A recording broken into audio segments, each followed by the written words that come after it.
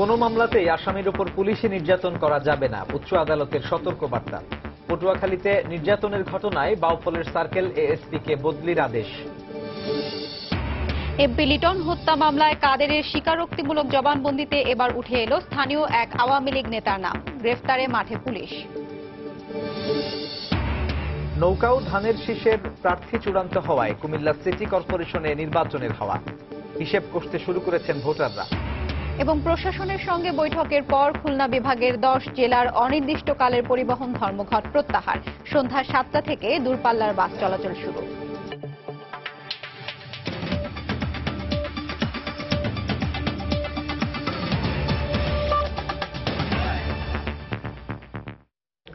বাংলা সময় সঙ্গে আছি সাজিদ রাজু এবং আমি হাফসাতুন্নেসা। কোনো মামলাতেই আসামির উপর পুলিশি নির্যাতন করা যাবে না। পটুয়াখালীর বাউফল থানায় রাজীব নামে এক ব্যক্তিকে আটকে রেখে নির্যাতনের বিষয়ে করা এক রিটের শুনানিতে উচ্চ আদালত সতর্ক করল। একই সঙ্গে মূল অভিযুক্ত বাউফলের সার্কেল এএসপি সাইফুল ইসলামকে বদলির আদেশ দিয়েছেন আদালত। তদন্ত করে প্রতিবেদন দাখিল করতে হবে আইজিপিকেও। আইনজীবীরা বলছেন, আদালতের এই আদেশ আইন শৃঙ্খলা রক্ষা বাহিনীর জন্য সতর্কবার্তা। পুলিশি নির্যাতনের শিকার রাজীবের মা বলছেন, গত 12ই ফেব্রুয়ারি সাদা পোশাকে তুলে নেওয়া হয় রাজীবকে। এরপর থানায় নিয়ে ওসির রুমে সার্কেল এএসপি সাইফুল ইসলাম বেধড়ক মারধর করেন তাকে। এরপর দিন রাজীবকে আদালত হয়ে নেওয়া হয় হাসপাতালে। ছেলের ওপর পুলিশি এমন অমানবিক নির্যাতনের বিচার চেয়ে হাইকোর্টে আবেদন করেন রাজীবের মা জ্যোৎস্না বেগম। আদালত ডেকে পাঠান পটুয়াখালীর বাউফল থানার ওসি ও অভিযুক্ত এএসপিকে। সোমবার আদালতে হাজির হয়ে নির্যাতনের কথা অস্বীকার করেন এএসপি। এ সময় আদালত বলেন, মামলার আসামি হোক বা সন্দেহভাজন কেউ হোক, কোনোভাবেই পুলিশি নির্যাতন মেনে নেওয়া হবে না। সাইফুলকে বদলিরও আদেশ দেন উচ্চ আদালত। সংবিধান এবং ফৌজদারি কার্যবিধি বা পুলিশ রেগুলেশন কোথাও বলেনি পুলিশ কাস্টডিতে কাউকে টর্চার করা যাবে, যে সে যে হোক না কেন। পুলিশ কাস্টডিতে মানুষ থাকবে নিরাপদ, সেফ এবং সিকিউর। সেখানে যদি ইলিগ্যাল টর্চার হয় সেটা তো বরদাস্ত করা যায় না। একই সঙ্গে নির্যাতনের শিকার রাজীবের পরিবারকে নিরাপত্তা দেওয়ার নির্দেশ দেওয়া হয়েছে। উচ্চ আদালতের এমন আদেশে স্বস্তি প্রকাশ করেছেন রাজীবের পরিবার। অনেক টর্চার করছে আমার ছেলে, দেখায় না লজ্জায়। তারপর আমি দেখছি যে বাবা, দেখি আমি একটু আমি দেখতে পাই না বাবা, কোনো মা হয়ে দেখতে পারে না, কোনো মানুষই কোনো মা দেখতে পারে না বাবা। আমি তার সূক্ষ্ম বিচার চাই। রিমান্ড বা জিজ্ঞাসাবাদের নামে পুলিশি নির্যাতন বন্ধে সর্বোচ্চ আদালতের নির্দেশনা যথাযথভাবে প্রয়োগ না হওয়ায় এ ধরনের ঘটনা থামছে না বলে মনে করেন আইনজীবীরা। আমাদের লয়ের ইমপ্লিমেন্টেশনের জায়গাটায় এখন আমরা দুর্বল রয়ে গেছে। হাইকোর্ট ডিভিশনে যখন কোনো জাজমেন্ট হচ্ছে সেটা অধস্তন সমস্ত আদালতের জন্য কিন্তু আইন হিসেবে মেনে চলতে হবে, কিন্তু আমাদের আইন মানার ক্ষেত্রে এখনো পর্যন্ত আমরা আসলে ওই অবস্থানটায় বোধহয় পৌঁছতে পারিনি। আইনজীবীরা বলছেন, বাউফলের ঘটনায় উচ্চ আদালতের এমন আদেশ আইন শৃঙ্খলা রক্ষা বাহিনীর জন্য সতর্কবার্তা। আফজাল হোসেন, সময় সংবাদ, ঢাকা। প্রশাসনের সঙ্গে বৈঠকের পর খুলনা বিভাগের 10 জেলায় ডাকা অনির্দিষ্টকালের পরিবহন ধর্মঘট প্রত্যাহারের ঘোষণা দিয়েছে খুলনা বিভাগীয় শ্রমিক ফেডারেশন। দুপুরে শ্রমিক নেতাদের সাথে অতিরিক্ত বিভাগীয় কমিশনার ফারুক হোসেন ও পুলিশ কর্মকর্তারা বৈঠক করেন। প্রায় 1 ঘণ্টা বৈঠক করার পর শ্রমিক নেতাদের পক্ষ থেকে ধর্মঘট প্রত্যাহারের ঘোষণা আসে। তারা জানান, খুলনার অভ্যন্তরীণ রুটে এখন থেকেই যানবাহন চলাচল শুরু হবে, আর দূরপাল্লার বাস সন্ধ্যা 7টায় ছেড়ে যাবে। এদিকে গত 2 দিন ধরে ধর্মঘটের কারণে দুর্ভোগে পড়েন দূর দূরান্তের অসংখ্য যাত্রী। 3 হুইলার যানে কয়েক গুণ বেশি ভাড়া দিয়ে যাতায়াত করেন তারা। অন্যদিকে ধর্মঘটের জন্য সাতক্ষীরার ভোমরা বন্দরে কোটি কোটি টাকার আমদানিকৃত কাঁচামাল আটকা পড়ে আছে। অন্যায়ভাবে ধর্মঘটের ডাক দেয় ক্ষোভ জানান যাত্রী ও ব্যবসায়ীরা। সড়ক দুর্ঘটনায় চলচ্চিত্র পরিচালক তারেক মাসুদ ও সাংবাদিক মিশুক মুনির সহ 5 জন নিহতের ঘটনায় মামলার রায়ে বাস চালক জামির হোসেনকে যাবজ্জীবন কারাদণ্ড দেওয়ার পর ধর্মঘটের ডাক দেয় খুলনা বিভাগীয় শ্রমিক ফেডারেশন। একজন ব্যক্তিকে কেন্দ্র করে যে সারা দেশের মানুষকে জিম্মি করা, এটা আসলে আমরা মানে সাধারণ জনগণের আমরা মেনে নিতে পারি না। যারা প্রতিদিন কর্মস্থলে যাচ্ছে এবং অনেক দূরে যাচ্ছে, তাদের প্রচন্ড সমস্যা হচ্ছে। পেঁয়াজ, আদা, রসুন এগুলোর ব্যাপক ক্ষতির সম্মুখীন হচ্ছে। আমরা এই অভ্যন্তরীণ রুটগুলোকে এখনই মিটিং এর পরে যে আমরা ধর্মঘটটা প্রত্যাহার করে নিচ্ছি। বিস্তারিত আলোচনা করে তারা সিদ্ধান্ত নিয়েছে যে আমাদের খুলনা বিভাগের যে পরিবহন ধর্মঘট আছে তারা তাৎক্ষণিকভাবে এখনই প্রত্যাহার করে নিলেন। আনুষ্ঠানিক প্রচারণা শুরু না হলেও নৌকা ও ধানের শীষের প্রার্থী নিশ্চিত হওয়ায় ভোটের হাওয়া বইতে শুরু করেছে কুমিল্লা সিটি কর্পোরেশনে। ভোটাররা এখন হিসেব করছেন পরিবর্তন কিংবা ধারাবাহিকতা। অন্যদিকে জয়ের ব্যাপারে আশাবাদী প্রার্থীরাও। আশরাফুল ইসলামের ক্যামেরায় রাশেদ লিমনের রিপোর্ট।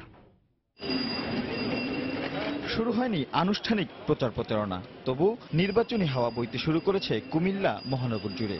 5 বছরের প্রত্যাশা আর প্রাপ্তির হিসেব খুলে বসেছেন ভোটাররা। গত বছরে নগরের উন্নয়নের ধারাবাহিকতা ধরে রাখতে কেউ কেউ ভরসা রাখতে চান সদ্য বিদায়ী মেয়রের উপর। বর্তমান নগরপিতা যেভাবে উন্নয়ন করেছিল সদ্য বিদায়ী, সেভাবে উন্নয়নের ধারা অব্যাহত রাখতে হলে ওনাকে নির্বাচিত করলে কুমিল্লার জন্য ভালো হবে। নিরপেক্ষ ভোট হলে উনি যদি জয়যুক্ত হয় তাহলে অন্যান্য ধারাবাহিকতা রক্ষা হবে। অনেকে আবার চাইছেন পরিবর্তন। যারা বিগত দিনে ছিলেন তারা তো আসলে সেটা প্রমাণে ব্যর্থ হয়েছেন। স্বাভাবিক কারণে আমরা আশা করব যে এমন ব্যক্তিকে আশা করব যিনি আমাদেরকে পরিকল্পিত নগরী উপহার দিবেন। সরকার আওয়ামী লীগ, সংসদ আওয়ামী লীগ, এবার যেটুকু চেয়ারম্যান সবগুলো আওয়ামী লীগের আছে, যেন আমাদের আওয়ামী লীগের উন্নয়নের কাজের কোনো বিঘ্ন ঘটবে না। এদিকে এরই মধ্যে দলীয় মনোনয়ন চূড়ান্ত হওয়া নৌকা আর ধানের শীষের উভয় প্রার্থী আশাবাদী নিজেদের জয়ের ব্যাপারে। জনজন মনে করে আমার চেষ্টাটা তারা আসলে তার কাছে লাগছে, হ্যাঁ উনি চেষ্টা করে রাস্তায় খারাইতে করতেছে, বললে আমার ভোট দিব।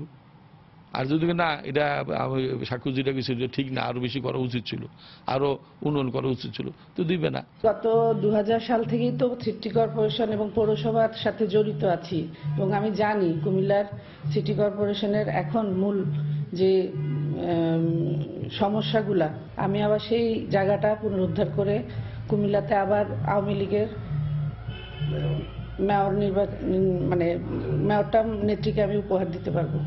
আসছে 15 মার্চ প্রতীক বরাদ্দের দিন থেকেই শুরু হবে আনুষ্ঠানিক প্রচারণা। 5 বছরে নিজেদের চাওয়া পাওয়ার হিসেব কষে নগরবাসী এখন ভাবছেন কাকে নির্বাচন করবেন তাদের পরবর্তী মেয়র হিসেবে। তারা বলছেন 30 মার্চের এই নির্বাচন সুষ্ঠু হলে ব্যালট বাক্সে তাদের প্রত্যাশার প্রতিফলন ঘটবে। রাশেদ লিমন, সময় সংবাদ, কুমিল্লা। বাংলা সময় আরো থাকছে। যৌতুক না পেয়ে রাজশাহী বিশ্ববিদ্যালয়ের শিক্ষার্থী সিফাতকে আত্মহত্যার প্ররোচনা দেয়ায় স্বামীকে 10 বছরের সশ্রম কারাদণ্ড, 3 জনকে খালাস। গাইবান্ধার সংসদ সদস্য মঞ্জুরুল ইসলাম লিটন হত্যার ঘটনায় গ্রেফতার আব্দুল কাদের খানের জবানবন্দিতে এবার উঠে এলো চন্দন কুমার রায় নামে স্থানীয় এক আওয়ামী লীগ নেতার নাম। তবে লিটনের সঙ্গে চন্দনের বিরোধকে কাজে লাগিয়ে তাকে জড়ানো হচ্ছে বলে ধারণা করছেন স্থানীয় নেতারা। এদিকে চন্দনের নাম উঠে আসায় তাকে গ্রেফতারে অভিযান নেমেছে পুলিশ। হেদায়েতুল ইসলাম বাবুর পাঠানো তথ্য ও ওবায়দুল ইসলামের ছবি নিয়ে ডেস্ক রিপোর্ট। সুন্দরগঞ্জে এমপি লিটন হত্যাকাণ্ডে কর্নেল কাদের খান সহ 5 আসামির জবানবন্দিতে এবার উঠে এলো চন্দন কুমার রায় নামে স্থানীয় এক আওয়ামী লীগ নেতার নাম। সুন্দরগঞ্জ উপজেলা আওয়ামী লীগের সাবেক এই সহদপ্তর সম্পাদক এমপি লিটনের সব ধরনের তথ্য কাদেরকে দিতেন বলে জানান পিপি। লিটন এমপি কোন সময় বাড়িতে থাকে এই অবস্থানটা সে সঠিকভাবে দিয়েছেন চন্দন সরকার, যার ফলে চন্দন সরকার সেও এই পরিকল্পনার সঙ্গে যুক্ত ছিল আর কি। সাবেক এই নেতার বিরুদ্ধে রয়েছে নানা অনিয়মের অভিযোগও। এমপি লিটন হত্যায় জড়িত থাকার প্রমাণ পাওয়া গেলে তাকে গ্রেফতারের দাবি জানিয়েছেন স্থানীয় আওয়ামী লীগ নেতারা। এমপি সাহেব ছিল মঞ্জুরুল ইসলাম লিটন ভাই, তার বিভিন্ন কার্যক্রমের বিরুদ্ধে সে বিভিন্ন সময় দরখাস্ত করেছে এবং তাকে ডেভেলপমেন্ট ওয়ার্কগুলোতে এই দরখাস্ত করে অনেকটা ধীরগতির জন্য সে বহু চেষ্টা করেছে। চন্দনকেও একটা মামলায় জড়িয়ে হাজতে পাঠিয়েছে। চন্দন মনে করতো এটা লিটনের ইঙ্গিতেই এই মামলা এবং আমার হাজতবাস এটা মনে করতো। সেই ক্ষোভটার সঙ্গে কাদের খানের ক্ষোভ, চন্দনের ক্ষোভ, আর এরা তো ব্যবহৃত পেইড লোক, এই মিলেই এই হত্যাকাণ্ডটা সংঘটিত হয়েছে। যদি এই হত্যার সঙ্গে তার কোনো রকম সম্পর্ক থেকে থাকে তাকে বিলম্বে গ্রেপ্তার করে যথাযথ আইনে আওতায় আনার জন্য আমি জোর দাবি জানাচ্ছি। এমপি লিটন হত্যাকাণ্ডে সম্পৃক্ততার অভিযোগ উঠায় চন্দনের সন্ধানে মাঠে নেমেছে পুলিশ। ডক্টর কাদের খানের সাথে অন্যান্য সহযোগীরা তাদের স্বীকারোক্তিমূলক জবানবন্দিতে বলেছেন চন্দন সবসময় লোকেশন বলে দিত, চন্দন হেল্প করত। গতকাল উনি ওনার স্বীকারোক্তিতে বলেছেন যে চন্দনকে সে সোর্স হিসেবে ব্যবহার করত। আমরা সেই চন্দন সরকারকে খুঁজতেছি এখন। অভিযুক্ত চন্দন কুমার রায়কে 2014 সালে সুন্দরগঞ্জ উপজেলা আওয়ামী লীগের সহদপ্তর সম্পাদক পদ থেকে বহিষ্কার করা হয়। গত 31 ডিসেম্বর এমপি লিটনকে গুলি করে হত্যা করা হয়। ওই ঘটনায় কর্নেল আব্দুল কাদের খান সহ 5 জনকে গ্রেফতার করে পুলিশ। তারা সবাই আদালতে স্বীকারোক্তিমূলক জবানবন্দি দিয়েছে। সময় সংবাদ, গাইবান্ধা। রংপুরে জাপানি নাগরিক কুনিও হোশি হত্যা মামলার রায় ঘোষণা হবে কাল। হত্যাকাণ্ডের 17 মাস পর বিচারের 60 কার্যদিবস শেষে এই রায় ঘোষিত হতে যাচ্ছে। রাষ্ট্রপক্ষের আইনজীবীরা বলছেন, তারা সন্দেহাতীতভাবে আসামিদের অপরাধ প্রমাণ করতে পেরেছেন, তাই সর্বোচ্চ সাজা আশা করছেন। শাকিল মাহমুদের ক্যামেরায় বিস্তারিত জানাচ্ছেন মানিক সরকার। 2015 সালের 3 অক্টোবর রংপুরের কাউনিয়া উপজেলার আলুটারি গ্রামে নিজ খামারে যাওয়ার পথে জাপানি নাগরিক কুনিও হোশিকে গুলি করে হত্যা করা হয়। এই ঘটনার পরপরই আন্তর্জাতিক জঙ্গি সংগঠন আইএস হত্যার দায় স্বীকার করে। ঢাকায় গুলশানে ইতালির নাগরিক তাভেলা সিজার হত্যার 5 দিনের মাথায় একই কায়দায় জাপানি নাগরিক কুনিও হোশিকে হত্যার ঘটনায় আলোড়ন সৃষ্টি হয় দেশে ও বিদেশে। হত্যার দিনই কাউনিয়া থানার ভারপ্রাপ্ত কর্মকর্তা রেজাউল করিম বাদী হয়ে অজ্ঞাত কয়েকজনকে আসামি করে মামলা করেন। দীর্ঘ 9 মাস তদন্তের পর 2016 সালের 3 জুলাই রংপুরের জ্যেষ্ঠ বিচারিক হাকিমের আদালতে 8 জনকে অভিযুক্ত করে অভিযোগপত্র জমা দেয় পুলিশ। বিশেষ জজ আদালতে মামলাটি স্থানান্তরের পর 2016 সালের 15 নভেম্বর শুরু হয় বিচার কাজ। এই মামলায় 8 আসামির মধ্যে 5 আসামি কারাগারে রয়েছে। বাকি 3 জনের মধ্যে 2 জন বিভিন্ন সময় পুলিশের সঙ্গে বন্দুকযুদ্ধে নিহত হয়েছে, আর অপর একজন এখনো পলাতক। আমরা রাষ্ট্রপক্ষ সাক্ষ্য প্রমাণ কাগজ ইত্যাদি সহ বিজ্ঞ উচ্চ আদালতের সিদ্ধান্ত সমূহ উপস্থাপন করা হয়েছে। আমরা বিশ্বাস করি এই মোকদ্দমায় সকল আসামি সর্বোচ্চ শাস্তি বিজ্ঞ আদালত দেবেন। এই মামলায় 2 জন সাক্ষী ছিল দেখা সাক্ষী, যারা ঘাতকদের সেখানে ডকে শনাক্ত করতে পারছেন। আমরা সন্দেহাতীতভাবে এই মামলা আসামিদের বিরুদ্ধে প্রমাণ করতে সক্ষম হয়েছি এবং আমরা আশা করছি এই মামলায় একটা দৃষ্টান্তমূলক শাস্তি আসামিরা পাবে। এদিকে নির্ঝঞ্ঝাট এই মানুষটির হত্যাকারীদের সর্বোচ্চ বিচার দাবি করেছেন গ্রামবাসী। সে এইভাবে নৃশংসভাবে হত্যা হয়েছে, এর একটা সুষ্ঠু বিচার হওয়া উচিত। যে গুলি করছে তার জন্য ফাঁসি হয়, এমন শাস্তি দেওয়া যাতে আর কেউ এরকম দুঃসাহস না দেখায়। 2011 সাল থেকে রংপুরে যাতায়াত শুরু করলেও 2015 সালের মে মাস থেকে স্থায়ীভাবে রংপুরের মুন্সিপাড়ায় বসবাস শুরু করেন জাপানি নাগরিক কুনিও হোশি। এরপর নতুন জাতের ঘাস নিয়ে গবেষণার জন্য আলুটারি গ্রামে একটি খামার গড়ে তোলেন। মানিক সরকার, সময় সংবাদ, রংপুর। রাজশাহী বিশ্ববিদ্যালয়ের গণযোগাযোগ ও সাংবাদিকতা বিভাগের সাবেক শিক্ষার্থী ওয়াহিদা সিফাত হত্যা মামলায় তার স্বামী মোহাম্মদ আসিফকে 10 বছরের সশ্রম কারাদণ্ড দিয়েছেন আদালত। এছাড়া 10,000 টাকা জরিমানা করা হয়েছে। আর দোষ প্রমাণিত না হওয়ায় মামলার অপর 3 আসামিকে খালাস দেওয়া হয়েছে।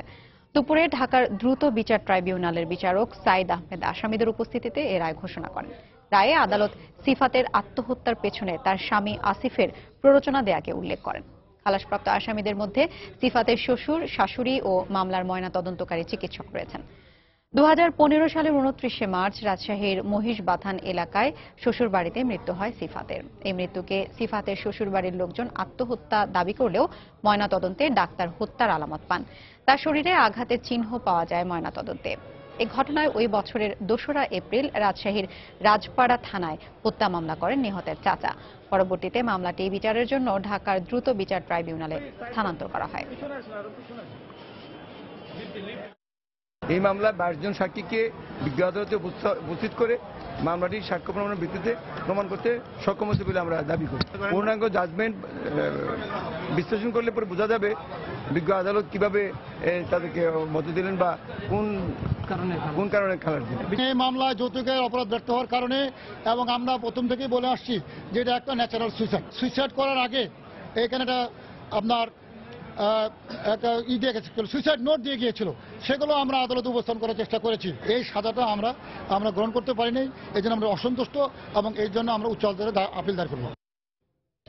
কুমিল্লায় ব্যবসায়ী জাকির হত্যা মামলায় একই পরিবারের 5 জনের যাবজ্জীবন কারাদণ্ডাদেশ দিয়েছেন আদালত। দুপুরে অতিরিক্ত জেলা ও দায়রা জজ চতুর্থ আদালতের বিচারক নুরুন্নাহার বেগম শিউলি এই আদেশ দেন।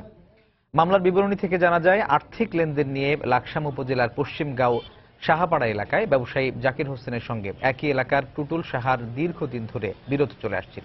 এর জের ধরে 2010 সালে জাকিরকে মারধর করে টুটুল ও তার পরিবারের সদস্যরা।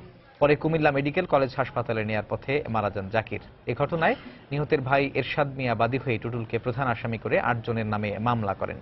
দীর্ঘ শুনানি এবং সাক্ষ্য গ্রহণ শেষে আজ এই রায় দেন আদালত। গাজীপুরে ৯০০ অবৈধ আবাসিক গ্যাস সংযোগ বিচ্ছিন্ন করেছে তিতাস গ্যাস কর্তৃপক্ষ। পাশাপাশি একজনকে ২৫,০০০ টাকা জরিমানা করেছেন ভ্রাম্যমাণ আদালত। তিতাস গ্যাস কর্তৃপক্ষ জানায়, দুপুরে গাজীপুরের শ্রীপুর উপজেলার বানিয়ারচালা এবং সদর উপজেলার কাউলতিয়া এলাকায় অভিযান চালানো হয়। এ সময় তারা ৩ কিলোমিটার এলাকা জুড়ে ৯০০ অবৈধ গ্যাস সংযোগ বিচ্ছিন্ন করে। পাশাপাশি প্রায় ১৫০০ মিটার পাইপ এবং রাইজার জব্দ করা হয়। এছাড়া অবৈধ গ্যাস সংযোগ নেওয়ার অভিযোগে একজনকে ২৫,০০০ টাকা জরিমানা করেছেন ভ্রাম্যমাণ আদালত। বাংলার সময় আরো থাকছে। ময়মনসিংহের ঈশ্বরগঞ্জে পেট্রোলের ড্রাম বিস্ফোরিত হয়ে বাবা ছেলে সহ ৩ জন দগ্ধ, হাসপাতালে ভর্তি। একজনের অবস্থা আশঙ্কাজনক। ইচ্ছে হলেই ঘর থেকে দুপা ফেলে খোলা আকাশ দেখা কিংবা মনের ইচ্ছায় পৃথিবীর বুকে মুক্ত বিচরণ, এই তো জীবনের স্বাধীনতা। কিন্তু এই স্বাধীনতা পান না অনেকেই। বিশেষ করে বন্দিশালায় যাদের বসবাস, বাধা ধরা জীবনই তাদের নিত্যসঙ্গী। কারাগারের জীবনটা কেমন হয়, কেমন করে কাটে সেখানকার বাসিন্দাদের সারাটি দিন? উঁচু দেয়ালে ঘেরা ওই জীবনযাপন নিয়ে বাইরের মানুষের কৌতূহল রয়ে যায়। সালাউদ্দিন লিয়ার ক্যামেরায় জেল জীবনের প্রতিচ্ছবি তুলে ধরেছেন মাহমুদ রাকিব। ৩ পর্বের ধারাবাহিকের আজ দেখুন দ্বিতীয় পর্ব। তুমি কি দেখেছো কভু জীবনের পরাজয়, দুঃখের দহন করুণ রোদনে তিলে তিলে তার ভয়। তিল তিল করে ক্ষয়ে যাওয়া জীবনের গল্প রোজ হাওয়ায় মিলিয়ে যায় এখানে, যেখানে জীবন মানেই ৪ দেয়াল আর স্বপ্ন মানে দেয়ালের বাইরের পৃথিবীতে ফেরা। এ হলো অপরাধের বিনিময়ে পাওয়া জেলবন্দি জীবন। শাস্তি, অনুতাপ, প্রায়শ্চিত্ত, সংশোধন অথবা বোবাকান্নার মিশেলে ভরা তাদের এক একটি মুহূর্ত। আমরা আমাদের বাপ মা ভাই বোন প্রত্যেকের কাছ থেকে কিন্তু অনেক দূরে আছি, সেখানে একটু গান বাজনা করি, মনটা একটু প্রফুল্ল থাকে। আমাদের মনের কষ্টকে ভুলে থাকার জন্য আমরা গান পরিবেশন করিনি। সেখানে অনুতপ্তের কথা আছে, সেখানে একটা সুন্দর ভবিষ্যতের কথা আছে। গাজীপুরের কাশিমপুর কেন্দ্রীয় কারাগার আর 10টা কারাগারের মতোই এখানে বন্দীদের জীবন নির্দিষ্ট ছকে বাঁধা। সকালে লকআপ থেকে বের হওয়ার সুযোগ পায় বন্দীরা। জেল জীবন তো আর আয়েশ করার জায়গা নয়, সে কথা মেনে নিয়েই স্বল্প পরিসরে চলে গোসল ও ব্যক্তিগত কাজকর্ম। এরপর আগ্রহীদের গন্তব্য কারা লাইব্রেরি। তবে রোজ একই রকম বই পড়তে পড়তে স্বাদবিহীন হয়ে ওঠে অবসরের সময়টুকু। কোনো কাজ নেই তো জেলখানায়, তাই এখানে বসে বসে সময় কাটায়, বই পড়াশোনা করি। বাংলাদেশের ইতিহাস সম্পর্কে আরো ভালো কিছু বই থাকলে তো ভালো হতো আর। প্রায় একই সময় রন্ধনশালায় ব্যস্ত হয়ে ওঠে সশ্রম কারাদণ্ডপ্রাপ্তদের একাংশ। অপরিচ্ছন্ন পরিবেশ ও নামমাত্র তেল মশলাই রান্নার নিত্যসঙ্গী। তারপর শুরু ওয়ার্ড ভিত্তিক খাবার বিতরণ। দুপুরে ভাত দে, তরকারি দে, সবজি ডাল দে, আর বিকেলের জন্য আবার ভাত দে, সবজি দে। পাশের কেস টেবিলে কারারক্ষীরা তখন নতুনদের ভাগ করে দেওয়ার পাশাপাশি অভ্যন্তরীণ বিচার কাজ সম্পন্ন করেন। বন্দীদেরকে বিভিন্ন ওয়ার্ডে বর্ণ করে দেওয়া হয় থাকার ব্যবস্থা। মারামারি করে বন্দীরা জেলা সাহেব ওটা লিপিবদ্ধ করেন, ওটার বিচার সাহেব সম্পাদন করেন। কারাগারের ভিতর সকল নির্দেশনাই দেওয়া হয় ঘন্টা বাজিয়ে। ঠিক দুপুর 12টায় ঘন্টা বাজার পরপরই বাইরে থাকা বন্দীরা নিজ নিজ ওয়ার্ডে ফিরে যান এবং সেখানে বন্দীদের উপস্থিতি নিশ্চিত করার জন্য কারারক্ষীরা প্রতিটি ওয়ার্ডে ওয়ার্ডে গণনা করেন, যাকে এই জেলখানার ভাষায় বলা হয় গুনতি। এবং এই গুনতি প্রতিদিন সূর্যোদয়ের পর, দুপুরে এবং সূর্যাস্তের ঠিক পূর্ব মুহূর্তে মোট 3 বার করা হয়। গণনা শেষে দুপুরে খাওয়ার পর বন্দীরা বেরিয়ে পড়ে খেলাধুলায়। মূলত ক্লান্তিকর বাধা জীবন ভুলে থাকার সময় এটুকুই। বাড়ির যে দুশ্চিন্তাটা, যে একটু খেলাধুলা করলে, একটু এনজয় করলে ওই দিক থেকে মুক্তি পাওয়া যায়। খাওয়ার পর আমরা একটু টিভি দেখি, টিভি অনুষ্ঠান একটু দেখি, নাটক। জঙ্গি ও ফাঁসির দণ্ডপ্রাপ্তদের অবশ্য এসব খোলা জায়গায় আসার সুযোগ নেই।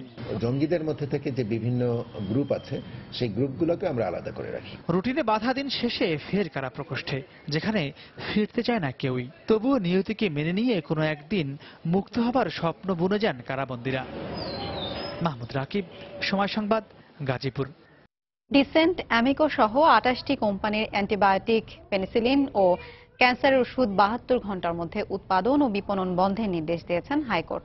একই সাথে এই আদেশের বিষয়ে কি পদক্ষেপ নেওয়া হয়েছে তা আগামী 72 ঘন্টার মধ্যে জানাতে নির্দেশ দিয়েছেন আদালত। জনস্বার্থে করা এক রিট আবেদনের প্রাথমিক শুনানি শেষে বিচারপতি সৈয়দ মোহাম্মদ দস্তগীর এবং বিচারপতি আতাউর রহমান খানের সমন্বয়ে গঠিত হাইকোর্টের দ্বৈত বেঞ্চ এই আদেশ দেন। রিটকারী আইনজীবী জানান, নিম্নমানের ওষুধ উৎপাদনের জন্যই এই 28টি ওষুধ কোম্পানির বিরুদ্ধে এই রিট আবেদন করেন। ময়মনসিংহে পেট্রোলের ড্রাম বিস্ফোরিত হয়ে 3 জন দগ্ধ হয়েছেন। সকালে ঈশ্বরগঞ্জের তরফপাছাইল গ্রামে এই দুর্ঘটনা ঘটে। পুলিশ জানায়, ওই গ্রামের বাসিন্দা নজরুল ইসলাম তার বাড়িতে মোমবাতি জ্বালিয়ে পেট্রোলের খালি ড্রামের ছিদ্র বন্ধ করছিলেন। এ সময় হঠাৎ করে ড্রামে থাকা দাহ্য পদার্থে আগুন লেগে বিকট শব্দে বিস্ফোরিত হয়। এতে নজরুল ইসলাম ও তার ছেলে সহ 3 জন দগ্ধ হন। পরে ঈশ্বরগঞ্জ ফায়ার সার্ভিসের কর্মীরা ঘটনাস্থলে পৌঁছে তাদের উদ্ধার করে ময়মনসিংহ মেডিকেল কলেজ হাসপাতালে ভর্তি করে। আহতদের মধ্যে একজনের অবস্থা আশঙ্কাজনক বলে জানিয়েছেন চিকিৎসক। ট্যাপ লাগানোর সময় আমরা 3 জন একসাথে ছিলাম, তো ওটা ট্যাপ ছিদ্র বদ্ধ করার সময় যে মোমের আগুনটা তখন একটা ফুটা পড়ছে, এই মুহূর্তে ব্লাস্ট হয়ে গেছে। পরে আগুনটা জ্বলছে, পরে ডামের মুখ ছুটিয়া ট্যাঙ্গ বাড়ি লাগিয়ে হারিয়ে মনে হয় ট্যাংটা এই ভাঙি আছে। এই পর্যন্ত আমাদের কাছে 3 জন পেশেন্ট আসছে। এর মধ্যে একটা পেশেন্ট হলো ক্রিটিক্যাল, যেটা হলো যে মুখে পুড়ে গেছে। আরেকটা পেশেন্ট একটু ক্রিটিক্যাল, এটা হলো যে তার পেটে হলো যে 5%-এর মতো সুপারফিশিয়াল বার্ন হয়েছে। উপজেলা নির্বাচনকে কেন্দ্র করে সিলেটের ওসমানী নগরে সংঘর্ষের ঘটনায় আরও একজনের মৃত্যু হয়েছে। সকালে সিলেট ওসমানী মেডিকেল কলেজ হাসপাতালের চিকিৎসাধীন অবস্থায় সোহেল মারা যান। এই ঘটনা এখন পর্যন্ত 2 জনের মৃত্যু হল। গতকাল উপজেলা নির্বাচনে প্রতিদ্বন্দ্বী আওয়ামী লীগ সমর্থিত প্রার্থী আতাউর রহমানের সমর্থকদের সঙ্গে বিদ্রোহী প্রার্থী জগলু চৌধুরীর সমর্থকদের সংঘর্ষ হয়। এতে ঘটনাস্থলেই সাইফুল নামে একজনের মৃত্যু হয়। আহতদের ওসমানী মেডিকেল কলেজ হাসপাতালে ভর্তি করা হয়। এই ঘটনায় 6 জনকে আটক করা হয়েছে। গাজীপুরে পূর্ব ঘোষণা ছাড়া একটি পোশাক কারখানা বন্ধ করে দেওয়ার প্রতিবাদে বিক্ষোভ করেছেন শ্রমিকরা। সকালে কালিয়াকৈর উপজেলার শফিপুর এলাকায় এই ঘটনা ঘটে। শ্রমিকরা জানান, গতকাল বিকেলে 5টা পর্যন্ত স্টার্লিং রিন্স ওয়াশিং কারখানায় কাজ করেন তারা, কিন্তু আজ সকালে এসে কারখানার গেটে তালা দেখতে পান তারা। এ সময় কোনো পূর্ব ঘোষণা ছাড়াই কারখানা বন্ধের প্রতিবাদে গেটের সামনে বিক্ষোভ করেন শ্রমিকরা। 4 ঘন্টা পর পুলিশ এসে পরিস্থিতি নিয়ন্ত্রণে আনে। এদিকে নতুন বহুতল ভবন তৈরি করা হবে বলে কারখানা আপাতত বন্ধ থাকবে বলে জানিয়েছে কর্তৃপক্ষ। এবার আওয়াজ তুলুন, দুর্নীতির বিরুদ্ধে রুখে দাঁড়ান প্রতিপাদ্য নিয়ে লালমনিরহাটে টিআইবি ও দুদকের গণশুনানি অনুষ্ঠিত হয়েছে। গণশুনানিতে সভাপতিত্ব করেন পাটগ্রাম উপজেলা নির্বাহী কর্মকর্তা নূর কুতুবুল আলম। এ সময় ভূমি office, settlement office, sub registry ও হিসাব রক্ষণ অফিস সহ 10টি দপ্তরে নাগরিক সুবিধা পেতে জনসাধারণকে হয়রানি করা হয় কিনা সে বিষয়ে জানতে চান আয়োজকরা। এর আগে সকালে দুর্নীতি বিরোধী একটি র্যালি বের করা হয়। র্যালিটি প্রধান সড়কগুলো প্রদক্ষিণ করে উপজেলা চত্বরে গিয়ে শেষ হয়। বাংলার সময়ের শীর্ষ সংবাদগুলো জানিয়ে দিচ্ছি আরো একবার। কোন মামলাতেই আসামির ওপর পুলিশি নির্যাতন করা যাবে না, উচ্চ আদালতের সতর্ক বার্তা। পটুয়াখালীতে নির্যাতনের ঘটনায় বাউফলের সার্কেল এএসপিকে বদলির আদেশ। এমপি লিটন হত্যা মামলায় কাদেরের স্বীকারোক্তিমূলক জবানবন্দিতে এবার উঠে এলো স্থানীয় এক আওয়ামী লীগ নেতার নাম। গ্রেপ্তারে মাঠে পুলিশ। নৌকা ও ধানের শীষের প্রার্থী চূড়ান্ত হওয়ায় কুমিল্লা সিটি কর্পোরেশনে নির্বাচনের হাওয়া, হিসেব কষতে শুরু করেছেন ভোটাররা। এবং প্রশাসনের সঙ্গে বৈঠকের পর খুলনা বিভাগের 10 জেলায় অনির্দিষ্টকালের পরিবহন ধর্মঘট প্রত্যাহার। সন্ধ্যা 7টা থেকে দূরপাল্লার বাস চলাচল শুরু। এই ছিল বাংলার সময়। যে কোনো খবর পেতে ভিজিট করুন সময়নিউজ.tv। এছাড়া এইমাত্র পাওয়া খবর আপনার মোবাইলে পেতে SMS করুন *BN লিখে পাঠিয়ে দিন 16242 নম্বরে। সঙ্গে থাকুন সময়।